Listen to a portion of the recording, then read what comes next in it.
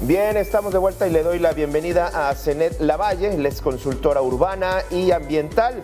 También saludo con gusto a Salvador Sacal, expresidente de la Asociación Mexicana de Profesionales Inmobiliarios en la Ciudad de México. A ambos les doy la bienvenida. Gracias, buen viernes. Y me gustaría empezar pidiéndoles una opinión, 1:30, un minuto para poder hacer más dinámico este intercambio de ideas. Y me gustaría empezar contigo, Zenet, preguntarte para arrancar en este primer pase, Dame tu opinión de cómo se encuentra el mercado actualmente inmobiliario, independientemente de los casos que ahorita le vamos a entrar, esto de la corrupción alrededor del Infonavit, la reforma sobre esta que plantea que se convierta o regrese a construir vivienda. ¿Cómo está el mercado inmobiliario actual? ¿Hay opciones? ¿Es muy caro? ¿No hay opciones? Desde tu perspectiva, ¿cómo lo mides? Zenet, adelante, bienvenida. Sí, muchas gracias por la invitación, Gabriel. Saludos a quienes nos ven el día de hoy. Pues mira, contestando cómo se encuentra actualmente la situación de la vivienda en México, yo diría estamos viviendo una crisis desde hace varios años y que se seguirá recrudeciendo si no se actúa, ¿no? Efectivamente hay una iniciativa y hablaremos en su momento de los resultados de esta nueva política en la vivienda. Pero lo que puedo adelantar es, lo que hemos vivido es estos casos que ahora han salido a la luz de corrupción son en realidad apenas la punta del iceberg de un problema muy serio con tanto la construcción de la vivienda como la colocación de créditos y en sí, englobando el tema, un problema de poco o deficiente acceso a la vivienda adecuada, especialmente por parte de las personas quienes menos ganan, quienes no son derechohabientes de alguna institución, como es el Infonavit o algunos otros. Entonces, cada vez es más complicado obtener una vivienda en un lugar, además, bien equipado, con servicios, y a la par han sucedido una serie de fenómenos que se intrincan con este déficit de la vivienda, que es, enumeraré a grandes rasgos, la formación de asentamientos informales, las ciudades cada vez más expandidas, los problemas de dotación de servicios públicos y bueno, muchos más que tienen que ver con y que son consecuencia y a la vez razón de formar parte del problema del derecho a la vivienda. Bien, la punta del iceberg, lo que estamos viendo, me quedo con eso. Salvador, ¿cómo lo estás observando tú? Muy buenas tardes a todos, Gabriel, un gusto. A Zenet, un placer conocerla. A todos tus televidentes, un saludo fraternal. A ver, ¿qué estamos viendo? Sí, efectivamente, desde el 2017, mediados del 2017, hemos visto que ha venido a la baja la creación de vivienda nueva. En la Ciudad de México, por ejemplo, que es la experiencia que más tengo, se negaron licencias de construcción, la tierra es muy cara, gracias a un fenómeno que se dio en el 2000, gracias a un bando que se había creado en ese entonces, y se encareció la tierra. Estaba viendo el previo, antes de que entráramos, y decían, no, es que se fueron a vivir muy lejos, ¿sí? Porque era la tierra barata, y la verdad, como lo había mencionado en alguna ocasión, ahí con ustedes, es de que los presidentes municipales le decían a los desarrolladores, vente, yo te doy la tierra, yo te voy a poner los servicios, te voy a dotar de agua, de drenaje, de calles, de luz, y se van a crear fuentes de trabajo y de empleo, y no se han dado. Estaba leyendo hace rato una noticia en un periódico que efectivamente desde el 2017 cada año hay menos construcción de vivienda, ha venido a la baja. Hoy podemos hablar de que puede haber una deducción o reducción de construcción de aproximadamente 35 a 40% de lo que se hacía en el 2017. Sí. Y aunado a eso, podemos ver que la situación económica no está muy fácil. los derechohabientes del Infonavit, hubo una época que no quisieron tomar los créditos, no quisieron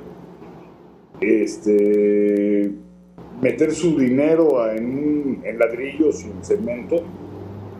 Si tú le preguntas hoy a los millennials, ellos quieren rentar, ellos no les interesa comprar. Es mi pensar, no de todo el sector, que el Infonavit se dedique a las rentas sería un grave error. Pero vamos viéndole. Bien, sí, exacto. Vamos viendo. Ahora, hay dos aspectos que se ha estado discutiendo alrededor del Infonavit en los últimos días de esta semana. Esta red de corrupción y también esta otra discusión que se dio alrededor sobre el tema de los recursos de la subcuenta de vivienda, que ese ya quedó, digamos, ahí en la congeladora. Ya lo discutiremos el próximo año, ya veremos cómo viene. Pero ahorita ponía hace un momento sobre si el Infonavit debería construir vivienda, decía Salvador hace un momento. Yo vuelvo a poner el tema, Zenet, teniendo en cuenta la experiencia que ya se vivió, teniendo en cuenta que sobre todo en el mercado inmobiliario también es muy orgánico, es multifactorial la manera en que el mercado inmobiliario se va moviendo. Sí, como bien comentabas y coincido, los asentamientos, los cuidados, las ciudades expandidas, los propios servicios públicos, que muchas veces es más caro llevar agua que construir la propia vivienda. En este sentido, que el Infonavit construya viviendas ocupando un espacio que las inmobiliarias, pues digamos, han desaprovechado o porque no les conviene, no les salen los recursos, pues dejan de construirla. Esto, digamos, también es una manera de que el mercado inmobiliario le entre a este recurso. ¿Consideras una buena idea que el Infonavit construya viviendas? Mira, yo diría, personalmente me parece bastante adecuado porque, a ver, que el Infonavit cree ahora esta empresa que formará parte de sus portafolios de opciones, porque bueno, no será la única opción que tendrá que seguir ofreciendo el Infonavit el próximo año. Recordemos que actualmente el Infonavit otorga créditos para compra de terrenos, para autoproducir vivienda, para mejorarla. Y bueno, este es un producto más. Yo entiendo lo novedoso que nos puede parecer a quienes no vivimos aquellas décadas en las que el Infonavit construía directamente, pero bueno, ya hay una experiencia previa, no necesariamente la más adecuada de la construcción misma por parte del instituto. Ahora que se habla de que el Infonavit creará esta empresa, no significa que será la empresa que pegue ladrillos y que construya techos. Lo puede hacer a través de otras figuras, a través de los particulares. Yo creo que así será una alianza público-privada. Todavía no sabemos porque no se ha anunciado exactamente cómo va a operar. Ahorita la discusión actual, que hace una semana justamente la aprobación de la iniciativa de reforma a la ley del Infonavit, tiene que ver con sentar las bases del andamiaje institucional normativo para arrancar después con estas cuestiones que seguramente el Infonavit y la presidenta Sheinbaum ya tienen una idea de cómo va a ir, pero que todavía no lo sabemos nosotros y que me parece muy bien. Tal como lo dijiste, Gabriel, los entes inmobiliarios particulares no están queriendo invertir en vivienda social. Estamos hablando de la vivienda social, que es la más desatendida. Los demás sectores, segmentos de la vivienda seguirán activos tanto como ahora, y digamos que es simplemente un jugador más el Infonavit ahora en esta digamos, entrar a cubrir esta parte del derecho a la vivienda que no se ha visto muy atendido y que por el contrario, tal como lo decía Salvador, cada vez es más grave esta cuestión de menos vivienda para quien menos tiene. Entonces, me parece, de hecho, me entusiasma la idea de lo que va a venir en adelante. Solo tendremos que estar muy vigilantes de cómo y de pues participar todos las personas que tengamos algún tipo de pues de cuestión que proponer, ¿no? Para la mejora de esta cuestión. Claro. Oye, Salvador, dame oportunidad de ir a la pausa y me gustaría regresar contigo sobre este mismo cuestionamiento, sobre esto que pongo en la mesa, sobre la idea de que el Infonavit pueda construir vivienda. Voy a la pausa y regresamos. Esta propuesta de que el Infonavit, pues, en verdad yo también coincido, llama la atención, ya hay una experiencia previa, a mí me llama la atención pues que es un sector del mercado inmobiliario que no está atendido. ¿Cuál es tu opinión? ¿Cómo observas que el Infonavit tenga pues ahora esta facultad de construir vivienda? Salvador. Mira, muy en lo particular podemos remontarnos a las experiencias anteriores. Dicen que un ente que no recuerda su pasado repite los mismos errores. Hace 40 años o 45 años, Infonavit era que construía. Llegaban los gobernadores, los presidentes municipales, les ofrecían terrenos preciosos. Mira, está muy barato, vale 100 pesos el metro. Se lo vendían a 100 pesos. ¿Pero qué pasaba? El terreno valía 1, no valía 100. Entonces, hay que entender que el Infonavit per se es un fondo, no es del gobierno, es tripartita, pertenece al sector empresarial, pertenece al sector laboral, pertenece también al gobierno, es tripartita, no se supone que no se maneja solo, ni se manda solo, sino que es la asamblea de Infonavit que manda. Habría que preguntarle a la asamblea si ellos tienen esa capacidad. Aunque hay muchos desarrolladores que pertenecen a los sectores empresariales, ellos son los que tienen la experiencia constructiva. Efectivamente, como dijo hace rato Zenet, no creo que el Infonavit vaya a poner ladrillos y vaya a poner... No. Sin embargo, sí hay que decirlo, lo importante de esa reforma es que le está dando unas facultades omnipotenciales al gobierno, dejando al lado a los otros dos sectores, sin opinión y sin que puedan hacer nada.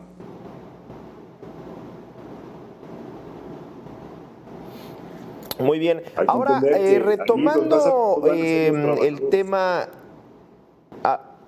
A ver, cierra, Salvador, cierra. Sí, pero hay que entender el sector que más va a ser afectado al final van a ser los trabajadores, no los patrones, los trabajadores. Ahí ya vimos que 23 sindicatos ya pusieron un dedo en la llaga.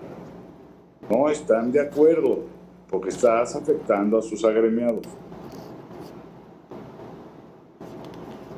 Bien. Ahí concluyó. Sí, sobre todo pues esto del tema de la subcuenta de vivienda. Ahora, vamos retomando un poco lo que decíamos hace un momento sobre la red de corrupción.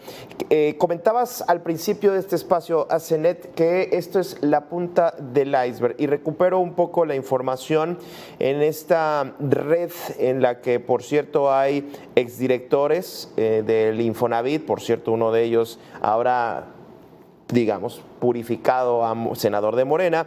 ¿Qué más o qué hay debajo de ese iceberg?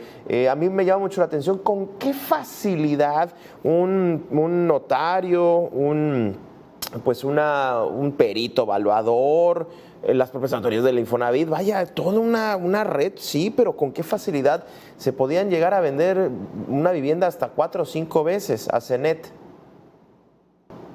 Así es, Gabriel, lo que vemos, de acuerdo a las declaraciones del actual director general, y que además es algo que es como un secreto a voces desde hace varios años, hay más créditos en los archivos, digamos, de Infonavit que viviendas construidas. Es decir, una misma vivienda se vendía varias veces y demás. Ese es uno de tantos ejemplos. El director general recién expuso hay algunas cuestiones que de forma discrecional, desde estas direcciones de las que se están intentando eliminar, pues para eliminar estas cuestiones también discrecionales, ¿no?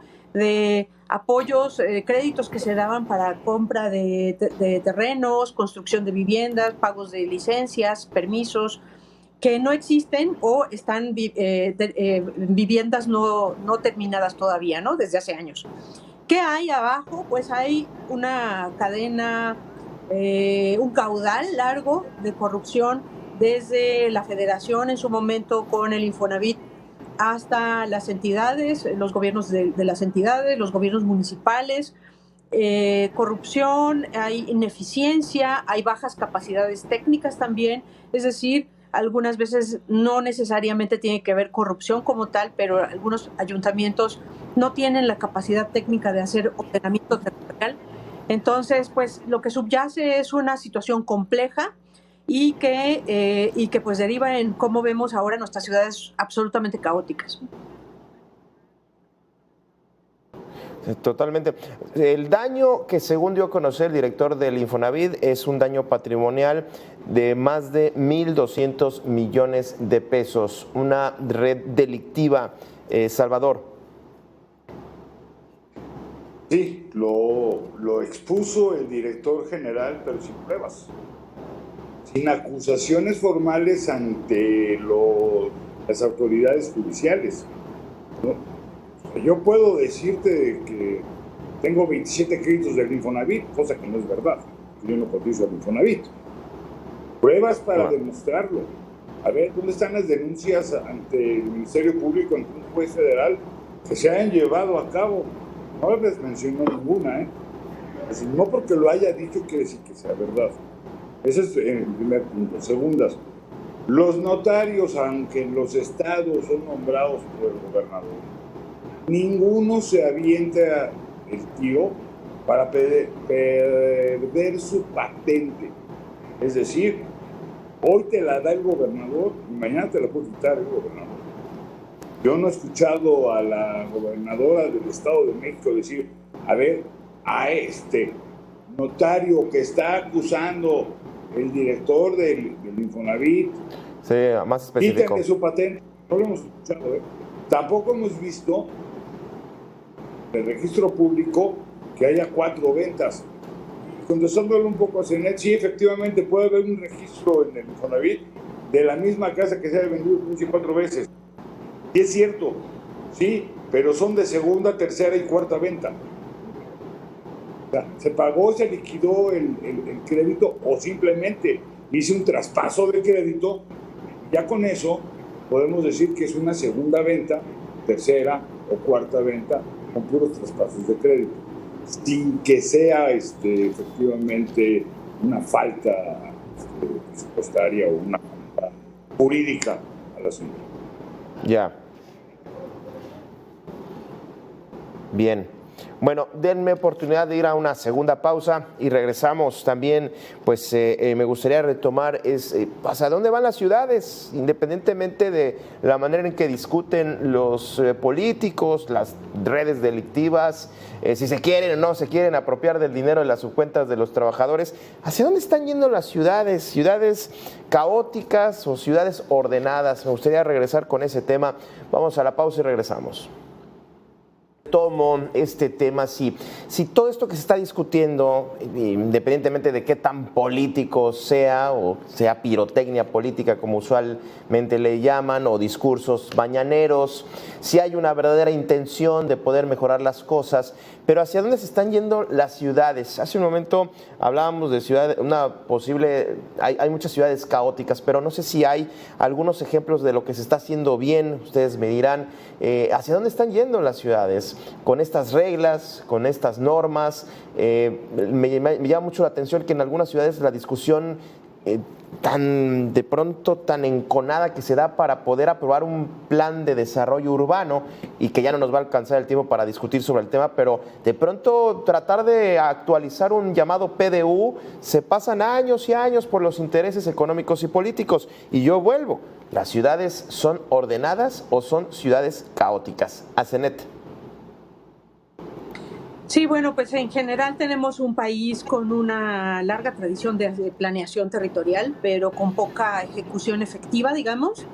Es un hecho que el control del suelo tiene que pasar por las autoridades locales, y como ya decía yo antes, en muchos casos no hay una alta efectividad en ello.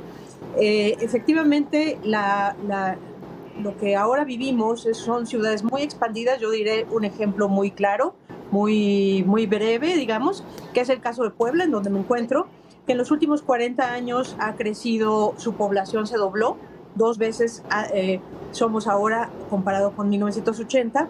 Sin embargo, la ciudad se expandió 12 veces. Y justamente con estos desarrollos financiados por créditos de Infonavit, justamente en la periferia, son los que hacían crecer entre la década de los años 2000 y 2010. Esta ciudad, la zona metropolitana en general, se expandió de esa forma. Entonces, esta iniciativa actual tendrá de construcción de 1 millón de viviendas, 500,000 o entre 450,000 y 500,000 que tendrán que ser por parte del Infonavit, el resto por parte de la CONAVI. Tiene que ir sí o sí acompañado del ordenamiento del territorio, de instrumentos, de normatividad, de fortalecimiento de capacidades. Y me parece que en eso por lo menos también se ha mencionado en el discurso de las autoridades federales, y como digo, estaremos pendientes también del éxito o reencauce de estos temas. Sí, porque yo sumo a lo que comentaba, si queremos una ciudad ordenada, se está anunciando un plan de construcción masiva de vivienda, sobre todo de vivienda a personas que tienen bajos recursos, que ha sido muy complicado poder acceder a un crédito a través de estas nuevas modalidades, inclusive a través de la renta. Pero estas viviendas, ¿dónde las van a asentar? Porque ¿de qué va a servir? Qué bueno, tienes tu crédito, pero vas a tener una vivienda que pues va a tener problemas con el agua, no le va a llegar, va a tener tandeos, o la van a construir a un lado de un relleno sanitario, ¿no? Imagínate, pues sí tienes tu vivienda y ahí qué calidad de vida puedes llegar a tener, ¿no? Son especulaciones, pero al final de cuentas, pues la ciudad está creciendo. Salvador, ¿cómo lo observas? Mira, observamos de que, y hace rato mencioné el bando 2, era una muy buena idea, pésimamente mal desarrollada. Claro, una gran idea. Lo que deben de entender nuestros diputados, se supone que son nuestros representantes, es número 1, acercarse a los expertos, a CENET, o como, bueno, yo no puedo hablar para mí, pero acercarse a los expertos. Ya las ciudades no pueden ser chatas y planas. No puede ser que nos extendamos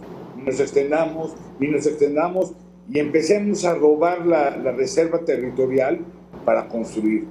Lo que debe de hacerse es, en una casa unifamiliar, en una cuadra de puras casas unifamiliares, permitir la venta de todas esas casas, que las compren, que las compre el particular, que las compre quien quieras. Y en vez de que te dejen hacer 3 niveles, o 4 niveles, o 5 niveles, que te permitan hacer 20 niveles.